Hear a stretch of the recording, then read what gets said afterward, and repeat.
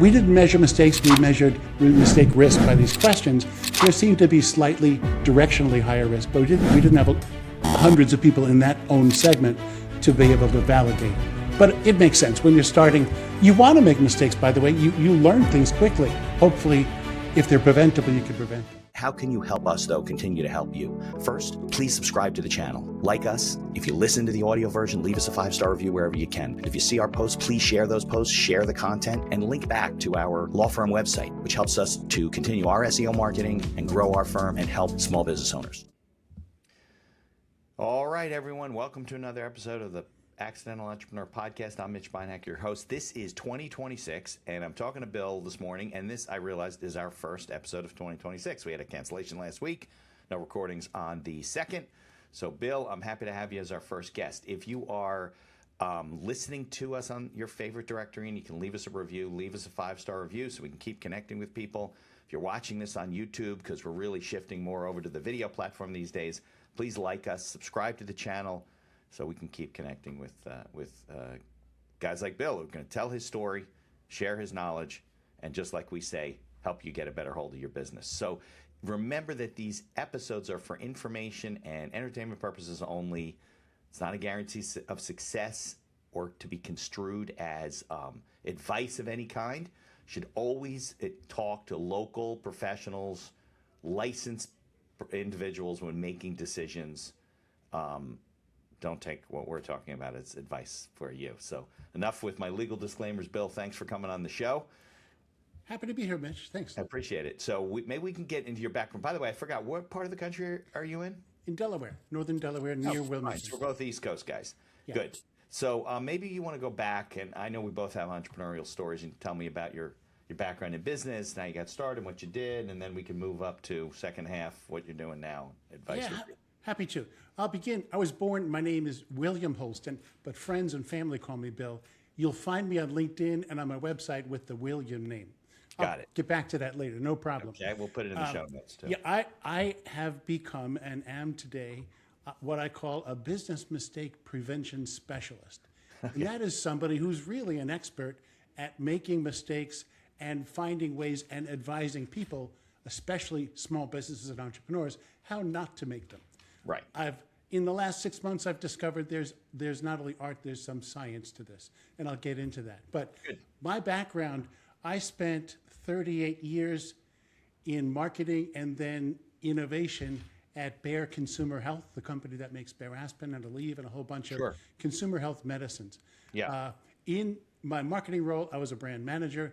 In my innovation role, I led creative thinking workshops to help brand teams come up with new product ideas, solve problems, pressure test strategies. And in there, I learned a lot of tools I've now translated into tools for entrepreneurs, which I'll talk about. But 38 years at the company, loved what I was doing, retired in 2022. During the last 10 years of that, my wife, my family, and I ran a side gig that was quite financially, revenue-wise successful. I'll talk about the problems why we weren't profit successful. Yeah, right. It began when my sister's daughter, my niece, called us. Okay, your niece. Yeah, my niece called one summer and said, "I'm doing a Make-A-Wish carnival in my backyard. Can all my aunts and uncles please come and bring a game or something that can help us raise money for them?" We said, sure, sounds wonderful, love it. We called a rental company and rented a dunk tank for the day. Right. Dunk tank, throw the ball, hit the target, somebody falls in a big bucket of water. Right. The problem was 2 weeks before the event, I was called by the rental company and said, in Pennsylvania, where she lived, there's a drought restriction and we can't rent dunk tanks because they require 500 gallons of water and you're not allowed to use that right now. Do you want something else? I told the guys, nah, we'll figure this out. And we were committed to the carnival. So my wife and I sat down, kitchen table, back of the napkin, and said, how might we deliver that soaking experience without 500 gallons of water? What we came up with is a game, now it's called Pitch Burst, which is Pitch Burst, the two words together. Okay, good. We went to Home Depot, got a plywood board, attached to it a basketball rim from a sporting goods store Okay. and put a water balloon in that basketball rim. We set it up so that when you throw, there was a bullseye target on the board. When you hit that with a ball, it moved forward and a pin popped the water balloon. So the water falls down on the person. So this is truly a prototype that was just going to go right into production. It was, well, in fact, it did, and that's the bad part. We did it for that day, for that carnival. It looked okay. We had hand painted it, hand constructed it, and I don't know, hundreds of people lined up to play this because it was 96 degrees and hot that day. Yeah. So for Make-A-Wish, we helped them make $500-600 that day, and we went home sweaty and hot, but really satisfied. What great people were! That was so much fun. The next few days, the phone rang a lot. Can I buy that? Where can I get that game? That was so much fun. Really? So my business development hat began to turn circles in my head. This is probably something we could do something Now, with. So, meanwhile, you're still at Bayer. yeah, throughout this entire time, I was full-time job, traveling the world, doing lots of things. Right. My wife was a medical assistant in a hospital system. So Okay. we're both very busy. And you don't really have any engineering backgrounds, do you? No, I don't. Not at all. You'll discover why that's a problem in a minute. And we're raising 2 teenage kids, so we had a full life. Right. But this was really intriguing, and I love creative stuff, so we said, let's do this. We researched, and I talked to attorneys and found out it had never been patented, so we filed a provisional patent. Then we got excited. We did some preliminary research in the Northeast, rental stores who own dunk tanks to understand the marketplace. What do you charge for this? Right, well, that you did know, right? How to research marketplaces. Yes. So we did it with a quick. Right. This is the old days, so we mailed them surveys in the mail, and we got surveys back. The old days. And then we went and visited a couple. So we became convinced this is a good idea. Now, Bill, the patent was the patent on what was it? It was like patenting a balloon in a net that gets popped by a pin. Like what? Do you remember? It was a utility patent. Yeah. Literally, the design is right over my head here. Oh, that's from our patent documents. Okay. Yeah, you have to show them. So it was the articulation of the idea with all the claims and all the variable claims that allowed us to do variations later on.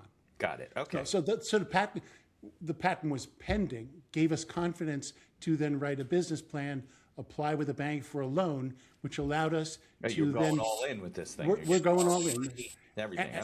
And I'll come back to it. There was a pivot point I might have taken, but I didn't. But we decided the smart thing is to go into this business ourselves, to get these things made, and then to become the marketers of this, and later on quit our day jobs and be rich. Well, yeah, good thought. We had a wooden design that we had demonstrated once at a carnival. And thought it was good enough, but we needed to adjust it so it could fold and go in the back of a minivan so people could manage it themselves instead of having it delivered by a rental company, which you need for a dunk tank. Right. We thought that was a big advantage.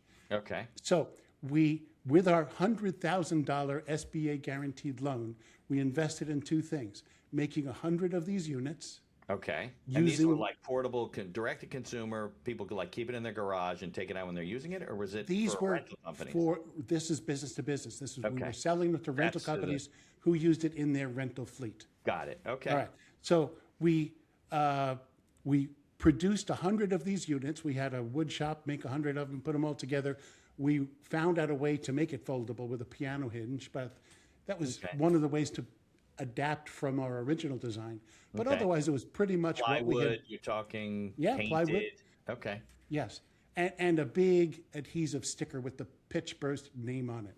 Yeah. Okay. Logo branding. So with the logo. Right. Okay. So we did the production, and we invested a lot of tens of thousands into that, and then we invested even more tens of thousands into magazine advertising in the rental trades. Again, this was the days before it was easy to do it online with social media. The money was gone, and we were doing our marketing, and the phone began to ring with people interested. Our very first one was a guy from Albany who ordered 2. Some stranger was liking what we saw in the mag. Yeah. So this is cool. What was the price point of this thing, Bill? It was about $400. Okay. And which was set because that was about the rental fee for 1 dunk tank rental for a day. We tried to make it familiar. They would get their money back in like one rental. Yes, that was so. Maybe it should be 1,600. They should get 4 rentals out of Well, it. it turned out it didn't work out that way because we during the cold months we sold our first 60 units. We were thrilled that was going on. We said we're on our way. This is wonderful. And then when the warm weather hit in the Northeast, they began to rent them out, and they got some real consumer experience with them, and the stuff hit the fan. It was not good. The phones, instead of coming to us, I want to order that, they were complaining about their customers' experience. The nails fell out. The wood was breaking. The logo panel was peeling off. It's a piece of crap. They said, we love the idea, but I can't use this anymore. So was that because you sold them in the winter months and it was stored somewhere, or No, it just wasn't, the quality wasn't there? The learning, and one of the ahas was we really should have tried this for a season to see, because in the rental business, rental business, things are not handled gingerly. If they crack or break, it's on the manufacturer to come back and fix it. Right. And it just became so. If I sold you something, Mitch, I'm good for it. So I was real busy. Instead of selling and marketing anymore, I was sending spare parts. I was doing make goods. And many of the times it became a refund, which was money out of my pocket. Yeah. The loan money was gone. Woe was us. We called those uh-oh moments. Things were, we were in trouble. Right. Because we had no way of paying the loan back. Right, because the loan was used up now at this point, we've spent this. Yeah. So we did the woe is me for both had jobs a while. at this point still. Yeah, great thing for the day jobs, yes. The woe is me continued for a while, and then and the make goods, we kept that up for months. We stopped selling. We took the other stuff out of the warehouse. So we were no longer selling the wooden one. We were not convinced it was going to work. And with additional loan extensions, we hired an engineer to redesign this for us out of steel, out of unbreakable materials, because the customers, although they were mad at me for ruining their customers' experience, they said, I still love the design. So couldn't you do like a synthetic material, almost like Trex decking or something like that, instead of metal that wasn't as heavy? Might have been possible, but the simple thing for us was to find somebody near us who could do it, and steel was the chosen expression. And by the way, it's still on the market today. That was more than 20 years ago. It's still on the market today. You can buy a pitch burst. We just sold off the IP, so somebody else is the seller now. Got it. So it took us 18 to 24 months to turn it around, reintroduce this, go back to trade show, new and improved 2003, whatever it was. Did the former buyers give you a chance? And Yes. 6 out of 10 of them came back and bought one or more of the old units. Then came the delight. It was working well. We were generating cash year on year. The biggest customer we had, I can't name the company, but it's a theme park operator in Orlando. There's a few of them there. One of them, just imagine with mice and things, they bought one for every one of their resorts that they used and rolled it out at the kids' time to play at the pool. Okay. So it was heartwarming to see this is finally doing well. Okay. So in our career you didn't have, it was all done like, not co-packing is not the right word, but it was done through a supply chain, right? So you had it in a warehouse somewhere, and then they would ship it out for you and the whole thing. Yes, and I learned many lessons. These were expensive capital equipment to manufacture.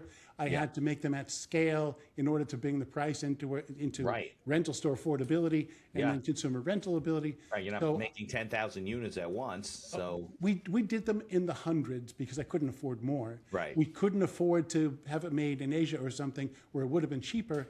These were all made in the USA, and it was a premium item. Right.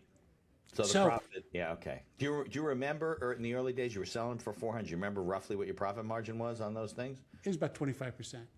Well, that's pretty good. Yeah, normally. but we over-invested for years. Yeah, that doesn't include the capital, the R&D, and everything, right? Right. First to introduce it, then to reintroduce it. Right. Later, over the next 10 years, we introduced 4 additional new games, all original designs. Oh, you became like a game person. We became the game person, thinking this would be my life job from now on. Holsten Games. It was called Whirlwinds LLC. Okay, I like that name. It has my initials in it, and it's whirligigs and kind of fun stuff. So it was not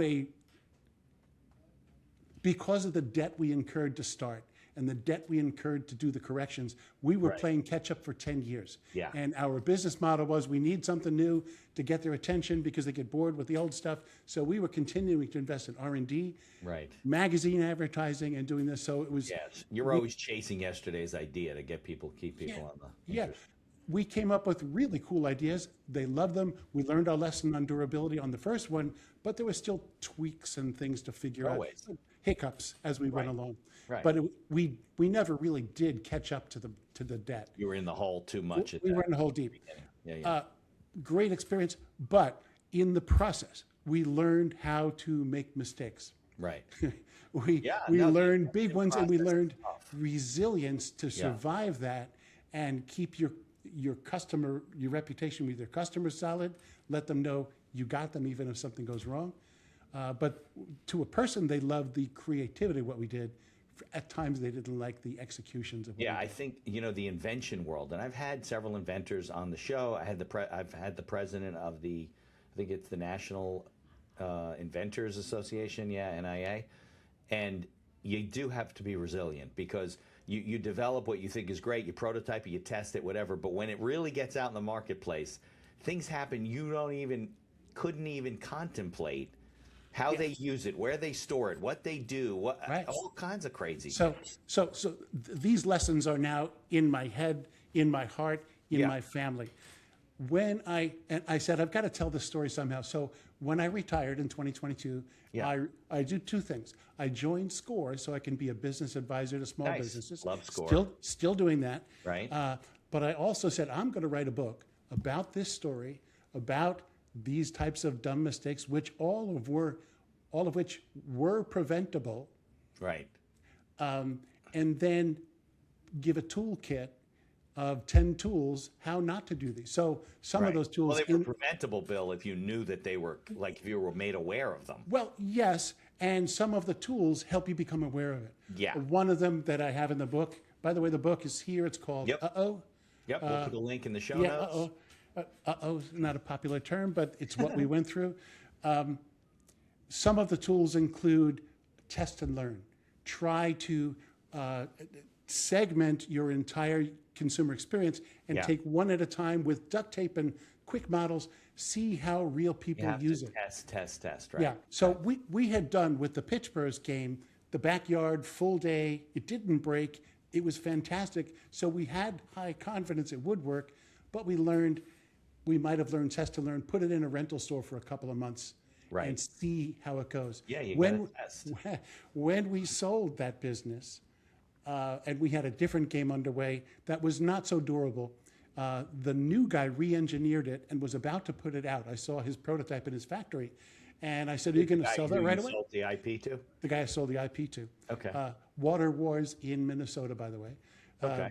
So I asked him, "Are you going to put that out right away?" Boy, it's a big improvement. They'll love it. He says, "No. I'm going to put it in a water park for an entire season and let them," he said, he used these words, I loved it, "kick the snot out of it." Beat the crap out of it. Yeah. And then at the end of the season, we'll see what it was, fix those things, and then we're ready to sell. Right. Yeah, no, it's like if you're in software development, right? People never use it or understand it the way you think they do. You give them instructions to do this and this, they don't read the instructions. They go and they put it together, or there's problems with how it's designed, somebody gets hurt, or whatever it is. Or like he said, they beat the crap out of it. They throw it in the truck and they do, and then things don't work. But you have to, that's real life, right? Yeah, two other of the tools that are in this book. One is called premortems. You know what postmortems are. You find out why somebody died. Right. Premortem it's an imaginary free exercise. You and your team, or you by yourself, can imagine 3 years have happened. What we're setting out to do now absolutely failed. Be creative. What killed it? Right. And then you identify those things and do something today to help prevent It's that. like trying to break it in the virtual world, right? It's like saying, listen, we're not out in the marketplace, but let's figure out what could possibly happen. Google's big on that, right? They tell their team, go ahead and who can break this thing. And And like Verizon, when it all goes down. Do it when it doesn't cost you money, right? It doesn't cost money. And it helps you think through the possibilities. The third, it's a tool, I coined the term for it. It's called Uh-Oh-ology. and it is learning from others' mistakes. Warren Buffett said, it's great to learn from mistakes, but it's better to learn from others' mistakes. Yeah, big time. This podcast is brought to you by our affiliate sponsor, iEmployee. iEmployee is a virtual assistant service that hires almost anyone for any role in your company right out of the Philippines. Most roles range from $7 to $9 an hour for highly skilled and experienced VAs. And whether you need an executive assistant, social media manager, video editor, customer service, sales, you name it, they have it. We use iEmployee for our VA services, from editing and promoting the podcast to all the PR and promotion of our law firm. iEmployee acts as a virtual field supervisor on the back end with live video monitoring and reports on a daily basis with screenshots of your VA's workday, and along with complete HR and payroll duties. No more paying for overpriced and underqualified workers. There's a link in the show notes to get a 1-week free trial, and I encourage you to take advantage of it. Maybe you're getting your calendaring from one software and you're invoicing from another. Evenoo is a platform that we use as one of our sponsors to run our entire business. And there's other features like auto payments and integrations with QuickBooks. Visit evenoo.com, EVONUE.com to learn more. There's also a link in the show notes. And be sure to tell them that the Accidental Entrepreneur referred you. Cost you So less. in the book, I described, there's really 2 steps to this. Observe and understand what happened in depth, what was really behind it, Right. and then think and apply what about that could happen here. And it's not a literal one-for-one. It's the concept of, or the type of mistake might Right. hurt me, so how do I prevent that? Right, and it's an exercise. It's a good tool to it's a good, what's not the word tool? It's a good strategy. Yeah. As part of a business plan, because that's why you write a business plan, right? You want to kind of know that there's what's coming down the road. But if you're a product inventor and you're going to send it out there for people to use, you really got to figure that stuff out, because it'll be too late, like you said, right? You have these units out, people are using them. Yeah, I agree. never- Business plan is the perfect instrument because if you do it right, it requires you to think through all of the things you want to do, Yeah. including who the customer is and how they'll use it, and then Right. then what your business model is, how you make your money.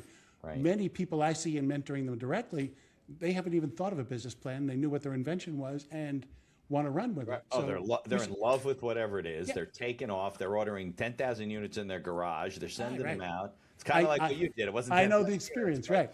But Yeah. but when I published the book last February, I Yeah. began calling myself this business mistake prevention specialist, and That's I was, catchy. That's good. It makes and you people- differentiation. it is. But people ask me, what makes you that specialist? And I said, well, I've had my experience. I've done research and studied it, but I felt kind of hollow there because it wasn't as strong as I needed it to be. Well, so but you lived through that. I lived you through it. Experienced it personally. But I wanted to go much further. So I just finished a national study of 300 entrepreneurs. Nice. Understand the behaviors, Right. like mine, but objectively, what are the behaviors that really lead to mistakes? Yeah, that's very, very valuable, because and- you know what? I've seen consistently. I've interviewed 400 some odd. We just came out with it's not out yet, but we just did our 400th episode. It's you can almost map out and tell who's going to struggle and who's less likely to struggle Right? based on their characteristics. This isn't published yet, is it, Bill? It is just published. It's available on Amazon as a study. Oh, great. But you can find it on my website. I'll give you the details at the end. We'll put in the show notes. a link. But what we really focused on were the tendencies of individual owners, Right. entrepreneurs and business owners, to make mistakes. And there were 6 factors we studied. Stress, the role of stress, fatigue, Wait, let's go through distraction, these slowly. So it's stress, and fatigue, right? distraction, Okay. using faulty assumptions, Okay. missing key customer signals, Okay. Like not paying attention to the signals. not paying you get. attention, yeah, Okay. or not getting them or listening to them or Right. ingesting them soon enough. And the 6th one we studied was knowledge gaps, where you just don't have the how-to Background, knowledge. the to do- training, whatever. Me in a new industry, I didn't But know you weren't an engineer. You're just designing this thing. because you don't know what you know. And Right. the learning with these 300 entrepreneurs was 4 of those are the most important ones by far, statistically and in practice: stress, fatigue, distraction, and faulty assumptions. When one happens, the others also kick in. How it happens to an individual is very individualized. Right. So the instrument we used was a set of 12 questions, Okay. an online quiz, which I can tell you at the end, your listeners can do today Okay, and great. On the find website? out their own mistake risk. Yeah. And it's all calibrated. They'll get their results calibrated by what we did in the study. The questions are like, when I'm under stress, I rush decisions without fully checking details. And you check off, I never do that, I always do that, or points in between. So it's a lot of self-reflection. It's all self-reflection. Takes Right. about 5 minutes. Okay. And what you get when you take this quiz is on screen, you get your instant result. Right. You are in low, medium, or high risk bands. And within that, you get a score based on your own answers for your risk in stress, in fatigue, in distraction, and all 6 of those. You can get this and then understand, oh, I'm in low risk, I'm really okay, good. Or I'm in the medium risk, what are the things that I should watch out for? You'll find out, well, your distraction score is higher than the national average. Maybe you'll pay attention there. And the quiz then, after you see on screen your scores, you immediately get an email with you have to give us your email, and Right. we don't keep it, it's only for this purpose. Okay. You get a description of what it means, then you get your own scores, and then what I've got from my book and from other places, and from human mistake research, tools you can use, behaviors you might pick up that can help you quickly avoid these things. They include, no matter what the cause was, take time, slow down to think even briefly at key moments that matter. Pause. Yeah. Be sure you're doing the right thing. Pause to check your assumptions. Ask yourself, what am I assuming here? How do I know that that's correct? I assumed wood with my game was going to be fine, and I Right. would have found out differently. If you looked into it, yeah. Digital distractions are so prevalent these days. Purposely reduce your distractions and even switching tasks. Focus on one thing if it's that important. I know being an entrepreneur is exhausting your work, especially when you have a full-time job too. Yeah, you're doing both. A lot of You're people thinking balance- about it 24/7, even if you're not awake all the I know time. people don't realize that. They really do. The behavior advice is protect your energy Yeah. when fatigue is bothering, and schedule things at your best time of day, not your worst time of day. Right. And then we also learned that while under stress, people defer difficult decisions or difficult discussions Right. with their partners, their staff, They don't their want more customers. stress. More They don't fatigue. want more stress. But Yeah. the advice learned is raise small stress-causing issues early so that they 'Cause then don't they get don't to blow become up. big. Right. Those are generic answers everybody can do. Right. Then there are specific ones we are putting into the website, so when you get your results, you can then go and what tools help you if you are extra bad on distraction. Yeah. What things can To you do? help you with. I like that these factors are, I guess the word is they're objective. They're not subjective to the person's situation where you say, oh, I can't fix that because I'm not Bill and I didn't have his. Right. These are really things that anyone can pay attention to and remedy or improve, or sometimes awareness Yeah. is 80% of the battle, right? Because you're not even aware that you're fatigued and you're stressed and you're not paying attention to things, and you're like, oh yeah, I should test that and I should ask the customers, but people just doesn't occur to them sometimes. And one key learning, two key learnings. Mm-hmm. One is it doesn't matter what the industry is. These are all human behavior problems. Right. It has nothing to do with the And, product. and we the found industry, the statistically service. nothing by industry, by how old the company is, by the sex demographics of the people. These Right. are universal. Gender specific, nothing. Right, nothing. There was one with younger business in their first year of operations. Okay. We didn't measure mistakes, we measured mistake risk by these questions. There seemed to be slightly directionally higher risk, but we didn't have hundreds of people in that own segment to be able to validate it. Got it. But it makes sense when you're starting. You want to make mistakes, by the way. You learn things quickly. Hopefully, if they're preventable, you can prevent them. So the study, I'm I've spent the last 2 months just putting together a report. It's now available on Amazon. It's an expensive thing because it was a report. Yeah. But on my website, which I'll give you the link to later, there's a full page on it to explain what it is, and another page that lets you click and then take this risk assessment yourself. Right, but is it more at this point? Is it just a report? You're just reporting on the data, or is it an actual working workbook of, okay, here's the data and here's what we think you should do to avoid these problems? It is a research report right now. Okay. My intent, probably starting in February, is to be on LinkedIn, put out YouTube videos, Yeah. one piece at a time, so people can think about these things and apply them themselves. Yeah. No, I think it's interesting because you kind of went along a journey, no pun intended, but accidentally, right? Because Absolutely. I mean, really, you didn't like.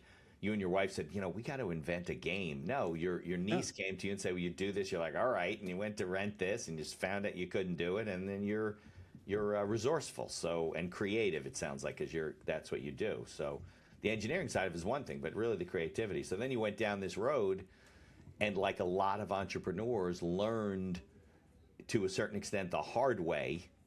Right? Actually, not to a certain extent. You learned the hard way. The very hard way, yes. Yeah. And people do that, and they spend their life savings on stuff, and they take, and they don't even, and maybe they don't incur debt a little bit, maybe, but they blow through their 401ks or something, investing in their business, and they really don't have the skills. I think you mentioned the sixth factor, right, was maybe skill specific, but that doesn't mean you can't acquire the skills or hire somebody to work with you who knows what they're doing, but they don't. They go and they try and do it themselves, and they're like this. They're so in love with their idea, and they think that all this execution stuff is easy, but even if you did it perfectly, you can control, like, give your situation, right? Even if you did it perfectly or better, let's say, we don't know what perfect is, there would have still been other things that would have happened that you can't control. Right. You can't control what the consumer does when the guy delivers it and where he puts it. I don't know. Right. Listening to you, Mitch, I'm realizing I mentioned those 5 behaviors. Attached to that are three other things that help.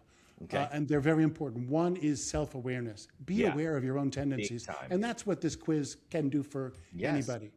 Second is have a pocket full of tools that can help you. If you realize you want to slow down to think, what are some tools I can use to help me on that? Right. Some of them I've And mentioned. there's a lot out there, yeah. Yeah, and the third one is when you're alone and it's 4 a.m. and you're exhausted, you never think of it, get some trusted outside advice. Yeah. Even yes, use your family and your loved ones. No, find a but mentor, get a mentor. advisors, yeah. And I'm a SCORE. I see this directly. I'm a SCORE SCORE's mentor. great. But SCORE's not the only place you can get free mentoring. There are chambers of commerce. You can ask a buddy who's in another business, hey, Right. I've got this. But an objective response can help you see blind spots that are invisible. Yeah. And then you go, oh, I should have seen that. Right. But take the action to go talk to somebody. You I know, want to go that's back why to a lot of these organizations like Tab, Soundboard, all these types of things work very well for, and maybe not for startups, but if you're in business and you come and sit with guys who are similar to you and say, I had this problem, one of the guys in the room says, well, why didn't you do this? And he goes, yeah, I never thought about that. Mentoring helps. Another great tool for an objective, but not human Yeah. response like that. Use AI, ChatGPT or something. Yeah. But be careful because it's not human and it's Don't not. just accept it for what it Right. says. Right. But right. I've used it to say, I'm going down this path with, by the way, one of my mentoring clients, Yeah. and I don't understand their business. What do I need to know? And it's 5 seconds, you get back a list of 12 things. 10 of them are probably smart. I do want to go back to a crossroads I faced at the very beginning. Good. We had this carnival. Yeah. We decided, let's pursue this. I filed the provisional, then I was issued the full patent. That was my pivot point. Okay. We chose path A, which is go into this business yourself. Another one I didn't really think about till I was writing my book. Oh man, I owned a patent. I could have gone and licensed it, Yeah. sold it to somebody who's already good at Do what this, they're doing. Right. and avoid all of. I would. There's people that probably do that, it. engineers and inventors. They just get the Yeah. patent and they go and they look for somebody who's willing to do it and license it. And And it depends what your passions are. I love the creative stuff. I continued down the path we did, and I learned life lessons I don't regret. Okay. Financial ones I do, but They're all that kind of is, mixed together. but the challenge I give to the people I mentor now is upfront when you're drafting that first business plan, think of your business model. What is the other right answer? How else might you go? Right. I say to people, Bill, sometimes great ideas can be great businesses, but you may not be the person who should be doing it. Yeah. So if you have a great idea and you can get the patent and you're willing to invest the money and you get that, that intellectual property that's valuable, yeah, you can license it. I mean, that's why you hear it on Shark Tank all the time. When they have these ideas and inventions, they're like, do you have a patent? Yes, we do. Well, why don't we just license it to Nike or whatever, and and get a royalty, and you move on to your next project. That's not an easy task. I did go to the licensing shows. When I had my third, fourth, and fifth games, realized maybe this whole business is not sustainable for me. I was saying, how do I license it? I went to the Hasbro booth at the toy fair. And you got to convince them that they like your idea, and you got to prove it. And you have to work very hard. Right. Because they get a one lot of them told me, well, where's the engineering drawing for this as a consumer toy? And I said, well, that would cost me $10,000 to get. So I had to stop. So it's hard, but it is another choice. Yeah. Don't always take the first right answer. There's always a second. Yeah, very nice, very nice. So I know we're getting a little bit ahead of ourselves, but I know you retired, and then, excuse me, you started doing this more full time. So tell me about some of the other things that you created for this company. It's been the book. Then didn't you say you created some other games, or they were just ideas? Oh no, the games, yeah. Yeah. During my Whirlwinds days, I've now sold all of it off. Yeah. One game was Pitch Burst. Right. The second one was called Boom Blaster. Okay, it's what's like that? a dynamite detonator that you're pushing up and down, and when you push down, it pushes air into an air balloon in a stand across from you. You put 2, 4, 6 of these side by side, and people are racing Till it bursts. till it bursts and be the winner. It's like it's like that water game where you shoot the water in the guy's mouth and the balloon blows up and then bursts, and if you Yes, it's inspired by something with like air. that. Okay. A third one, and our most troublesome game is called Downpour Derby.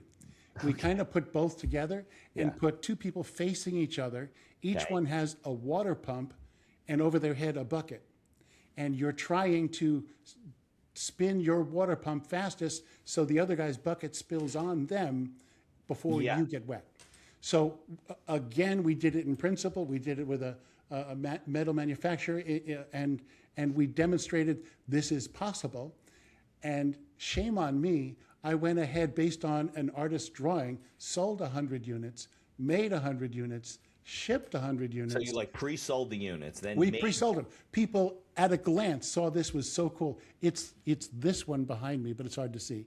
Downpour Derby. You can find it. It's still being sold. Okay. But it's been adapted for water parks now. Yeah. But we use flimsy manufacturing parts, particularly the pumps, both with the Boom Blaster game and these. The pumps are designed for limited use, like a bike pump. Fill your tire and you're done. Right, yeah. But if you put it in an all-day race, Yeah, and you're going, it breaks. heat builds up inside. The inside O-rings flake and they clog the pump. In the case of the water on this Downpour Derby, not so lucky. The pumps were designed for durable, heavy-duty oil from a barrel, but in competition during a 6 or 7 hour event, they are not. The original ones were not durable enough to be used consistently. Got it. Over time, the lessons were learned. We replaced the pumps, and everybody was happy. But those were additional times where we were doing make goods and refunds and the sales channel was still B2B? still B2B. We made ourselves a presence, the Whirlwinds LLC company, at the key rental and amusement industry trade shows during my vacation times. Right. So how many products are still on the market? 3 of them. The ones I just described, Pitch Burst, Boom Blaster, and Downpour Derby.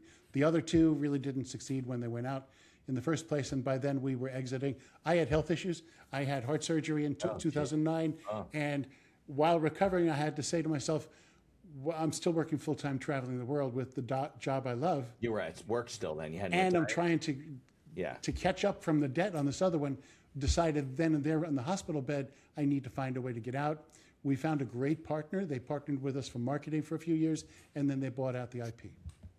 Got it. Well, I think, and this isn't a health and wellness podcast by any means, but I think that people have this impression, right? Especially if you're younger, right? You're in your 20s, maybe early 30s. You have this impression that the entrepreneur is this person that is programming, designing, writing business plans all hours of the night, right? Working 24 hours a day and may still have another job, right? And there's no consideration for how do I do this long term? Like, what if this does succeed? Can I maintain this kind of level? And how do I get to the level where it's more about what's that? Who, not how. Yeah, Right. More that's about right. getting the people in place and not doing it all yourself because, yeah, it just deteriorates the quality of your life, your health, all that kind of stuff. And then is it worth it that you built this company and you did all this stuff and you retired and you have heart conditions? No. Or you die. I mean, Or you die, right? yeah, Even worse, right? Exactly. today compared to the beginning of this, Yeah. the world has changed. There's so much more available online. Right. The power of AI to help do work faster is wonderful. And I'm personally just exploring now, how do you use virtual assistants to do the day-to-day things like social posts and things? I use them for my podcast, for all my blogging, everything. And she's in the Philippines.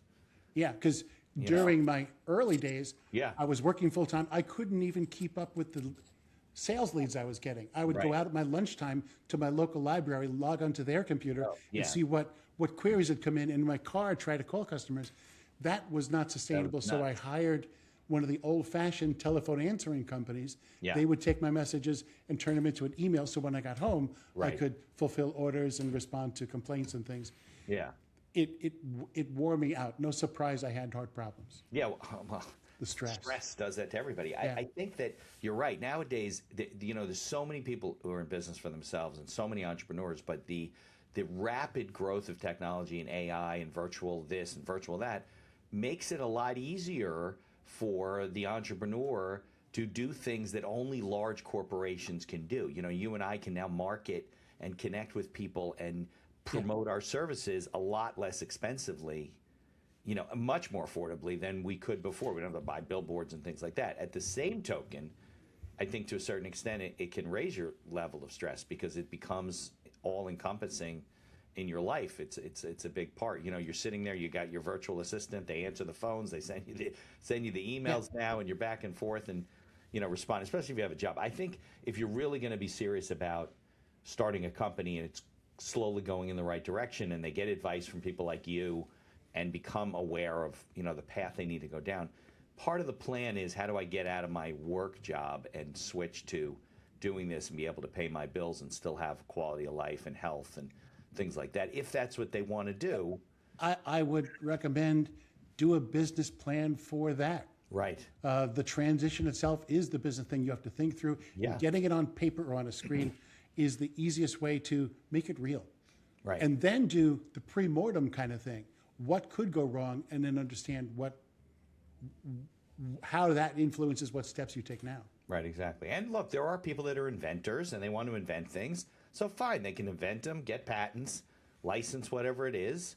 It's not as easy as it sounds, but, as opposed to actually starting the business, So you have to see where that goes. So are you doing more like coaching and advising now than you're, because you sold the business, so you're not in. Yeah, my coaching and advising at the moment is all volunteer through the SCORE organization. I get a new mentee every week, and I love it because I'm learning every single week of new business opportunities I never thought of before. What kind of interesting my things business have you seen side, like that? Yeah. I've got an LLC for the book business and the study business. Right. It's my intent to be a speaker, talk about this topic, particularly all the lessons from the study. Yeah. I can do workshops. If you're on my website, I can do custom workshops to apply to help you. I call it goof-proof your business. Right.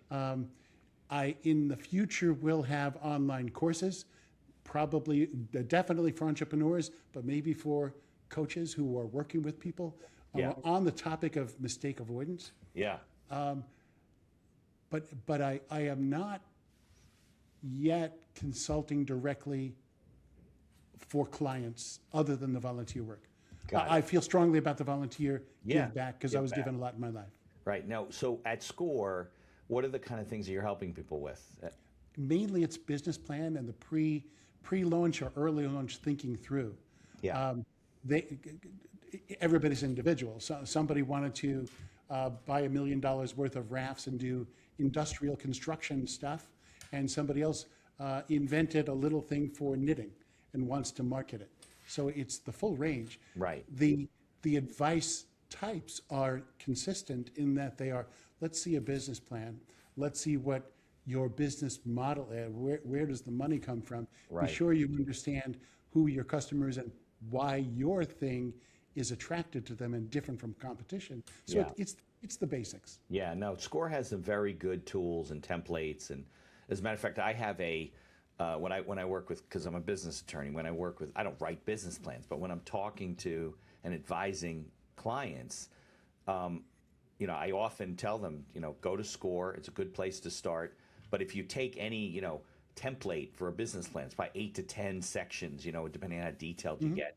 They really boil down, though, to like 4 areas, like you said, They like do. your product, your people, your marketing, and your money. I mean, those are like the 4 things. And if you could kind of hone in on those things and figure out, I guess you figure out if you should even be doing this at all, right? I'm sure you take It's for people and that you have, get like, down the one- path with some folks. You're right. You get down the path and Yeah. the decision. Oh, no, that's not going to work. I can't Right. afford my end of what financing I need. Yeah, I think that's one of the problems with accidental entrepreneurship is that people don't do take those steps and think about them ahead of time, and therefore they make the mistakes and they're already emotionally committed to this thing, or maybe even financially committed to this thing, and then they're like, well, how can I stop now because I invested $100,000? I got to get my money back. But at the end of the day, you might be just throwing good money after bad. Yeah, it's the sunk cost fallacy. Yeah, big You're time. always an entrepreneur wherever they are on the journey. They've always got many choices of directions they could do from today forward. Yeah. One of them is always quit. Right. And nobody likes a quitter. Nobody likes to be a quitter. Right. But sometimes when you figure it out, there's a book called Quit that I reference in my book. Right. That you do the future value of the resources at the time. Right. And if it exceeds what you're doing, just quit and walk away, or do something smart to get out Right, of it. do something else. I know. I think that's one of the biggest problems we have as emotional people. It's like I was talking to somebody this morning who's professional organizer, decluttering and things like that. And, if you're moving or you're at a different stage in your life and you're downsizing, whatever, we as human beings tend to go through things and be like, oh, how can I get rid of that? It was this, it cost me this. And but it's dusty in your garage for a reason. Like you're not using it. So what's the point? And even if it's sentimental, take a digital picture of it, which you couldn't do 20 or 30 years ago, and save that somewhere. And That's because right. we end That's to, right. they don't fill your coffin with, I guess they could fill your coffin with all the stuff. that you King didn't- Tut did, but it's harder for us. Right. Exactly. All right. So we talked about the book. We talked about the 6 factors. What do you have any other things that you want to cover in terms of advice for people and things that you've learned along the way? We're going to put the link in the show notes to the report, to the books. I think it's all great, and I think the road you're on is and the give back at SCORE is really admirable. I mean, Sure. the guys I meet at SCORE are really great. The takeaway for people listening, Yeah. if I call myself a mistake specialist, mistakes, they happen before decisions are made. Because if you're stressed, if you're too tired, you can probably see it coming and take steps to avoid them. Right. So I say You're fixing aware of it, right? Yeah, fixing mistakes is expensive. Preventing them, it really is priceless. And that also takes into account there are some mistakes you want to make so you can learn. Riding a bike, you have to fall down 4 times or more Right. and get it back up again. But if it's forgetting something, missing a client's call, doing some things which you can prevent because you are a little more aware of it, Right. those are smart things to do just to protect whatever business it is, whatever success you're chasing. Those are flies in the ointment you can avoid. Right, and I think the expensive mistakes are usually the ones that people can't always recover from because they just don't have the resources to now go down the right path when they Right. spent all this money going down the wrong path. because they just, money tends to do things, right? Cash flow tends to hide problems. You just throw money Yep. at it, and next thing you know, you don't have any money to get to the next stage. Like you said, you were at the, you went to the show, and they were like, well, we need this kind of a engineering report. You're like, well, that's going to cost me $10,000. You don't have the money, so Right. it becomes difficult. Yeah. Can I give you one story example Sure. about the negative power of distraction? Yes. Love stories. It's in the Uh-Oh book. Years ago, in Pennsylvania, there was a skydiver named Ivan McGuire. Okay. Ivan was asked by a friend, another skydiver, and an instructor to film them while they were jumping, so they had some beautiful shots. Okay. This is the days before GoPro or video or smartphones, so he needed a film camera that he strapped to his chest. So they're up at 10,000 feet over Pennsylvania on this beautiful sunny day. He gives them the thumbs up in the plane and jumps out. He turns on the camera, points it skyward, gives them the thumbs up again. They jump out. Beautiful shot of their parachutes opening and them coming down. Then Ivan reaches for his ripcord, and it wasn't there. He didn't put He on. didn't. He futzed around with the camera so much, which was approximately the weight of his parachute, he forgot all And about thought it. he had it on him. He just assumed he had it because he had jumped 4 times that day. It just wasn't on for that jump. He died. And the camera survived, and you could hear his voice saying, "Oh my God, no." I bring that up because when you're talking about uh-ohology, the science Right. of learning from other mistakes, Yeah. you say, how is that possibly relevant? Well, it is. You can think, even if you're not a skydiver, in your business, what one thing, if you Right. ever forgot it, is so critical, it would injure or really hurt you or your business. Yeah. No, And you that's a think good of analogy. the urban store owner, he leaves at night and forgets to lock his door. Right. And things get stolen. Right. Or the back office guy whose job it is to renew the insurance, and he slips and forgets the fire insurance. Then there's a fire, out of luck. I don't like calling them dumb mistakes because nobody's dumb. Right. You're just overstressed. These are the kind of things that are avoidable and you want to avoid. Yeah, no. When I had my firm over in a different town, we had partners in those days. We were in a converted house. It was like in a professional area. Across the street was a restaurant. He became our client. Fantastic, busy at lunchtime, busy at dinner time, really great. He had bought the business from prior chefs. It was very successful. So one day, I get a call from my neighbor because it was down the street from my house. I mean, we were in this neighborhood and whatever. Somebody said, "The such and such restaurant's on fire, on fire." And we go running down the street, and the whole building was engulfed in flames. There had been some, I don't know, one of the maintenance people had put some papers or something up near the utilities, and it caught fire and the whole thing. It turned out that his insurance broker had been, in the guy's opinion, bugging him every year to give him an annual review and increase his insurance and go through the, right? He hadn't increased insurance from when he started the restaurant. He took it over. So he had let's say he had $30,000 of the contents and coverage, and it should have been $300,000 of coverage. And he had to shut it down. The landlord took over the building, scrapped things. I had to negotiate all kinds of stuff with taxes and problems and creditors. And to this day, it's a new building. The owner had insurance for the building. He didn't own the building, and rebuilt the whole thing. And he's gone. I don't know where he went to. And it was just because he just didn't say to his broker, "All right, come on, and we should take." Those are you think like those are normal things, but then you have your broker telling you, Yeah. "Hey, you got to update this stuff." And you're like, okay, I'll get to it, because you're so busy doing what you're doing. Bam. Let's talk about business plan for a minute. Sure. We talked about them as if they're one-time documents. You fill them out, you be happy with, you put them away. I always tell people this. You need, even if it's annual, but more regular than that, to see, am I being honest to what I said I wanted to do? Yes. Are these things happening? You need to adjust it. Yeah, And it's a that's working where document. That's where in the business support side you have your insurance listed, and it's a reminder. Right. Do that, because what you just described is a cascade of problems. Yeah. And the first one is avoidable. Right. No, With it's just- like your with personal. just some You don't do your forethought. wills. You don't buy your life insurance, whatever, and you leave your family unprotected. In that case, he did leave his family unprotected because they lost the business. He had to go, Yeah. I assume, get a job or wherever he ended up. But yeah, I think that, and I tell people this all the time, your business plan, People avoid it, right? It is a working document. And maybe over time it becomes volumes of things, a handbook, your financials, and eventually your pro forma financials become real. And you and I both know they're not going to be what you think they're going to be. They're going to be something different, better, All worse. it needs to be is the key bullet points on your notes on here. So daily, weekly, you can tell, oh yeah, okay. Or just review once a week. How am I doing? Yeah, against these key principles. Right. Well, I don't know what your opinion is. If it's the creative side of us that makes us avoid the numbers, and we're like, or maybe people psychologically, they don't want to know if their numbers aren't working. Everything's going. We're turning on the lights. Let's keep it going. It'll take care of itself. We'll be rich someday. And they don't pay attention to those things, and they're passing them by, and they don't realize. I think maybe it's a little bit psychological. I don't know what your thoughts are about it.